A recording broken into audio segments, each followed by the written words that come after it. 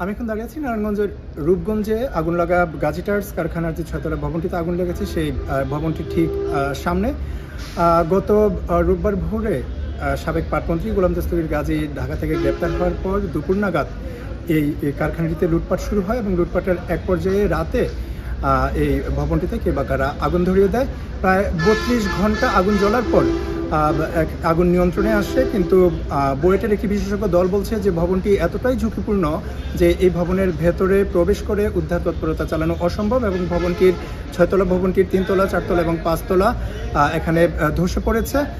বিশেষজ্ঞ দল এখান থেকে চলে যাওয়ার পর ফায়ার সার্ভিসের একটি দল এই ভবনের বেসমেন্টে প্রবেশ করেছিল। তারা সেখানে অনুসন্ধান চালিয়ে দেখেছেন এখানে কোনো হতাহত নেই এবং আজকে ঘটনার 5ম দিনে এসে আমরা দেখতে পাচ্ছি যে এখানে ফায়ার সার্ভিসের 2টি দল অপেক্ষা করছে। তারা এখানে আগুন জ্বলে উঠলে তা নেভানোর চেষ্টা করছে।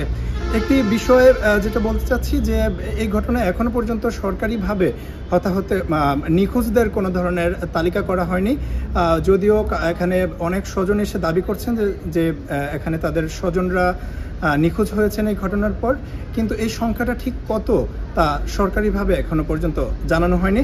বেসরকারি বিভিন্ন তালিকায় এই সংখ্যাটি 184 পর্যন্ত এসেছে, কিন্তু তার সঠিক যাচাই বাছাই করে সেই তালিকা করা হয়নি বলে জেলা প্রশাসনের পক্ষ থেকে দাবি করা হচ্ছে। তারা জানিয়েছেন যে তারা এই ঘটনায় একটি 8 সদস্যের তদন্ত দল করেছেন। সেই তদন্ত দল এখানে ঠিক কতজন নিখোঁজ আছেন, প্রকৃত সংখ্যাটি কত তা খুঁজে বের করবেন এবং এই ভবন বিষয়ে পরবর্তীতে কি করা হবে তাও তারা পরবর্তীতে সিদ্ধান্ত নেবেন। এবং আমরা আপনাদেরকে দেখাতে চাই যে এই কারখানার বাইরে আজকেও স্বজনরা অপেক্ষা করছেন, যে তারা বলছেন যে অন্তত যদি স্বজনদের কোনো খোঁজ না দেওয়া যায়, অন্তত স্বজনের যদি লাশ নাও দেওয়া যায়, অন্তত যেন তাদের দেহাবশেষটুকু দেওয়া হয়। মরা হলো আমরা নিয়ে দেখে হইনা আমরা নামাজ পড়া মাটি মন্দির দিব, আর যাতা হইলো আমরা নিয়ে মেডিকেল ভর্তি করি। যদি আমার ভাগ্য থাকে, আমার কথা হলো থাকে, আমার যদি দিয়ে থাকে তা থাকবো, আর না থাকলে মরে যাবো। আমরা মরা নই নিব, আমরা মরা নেই।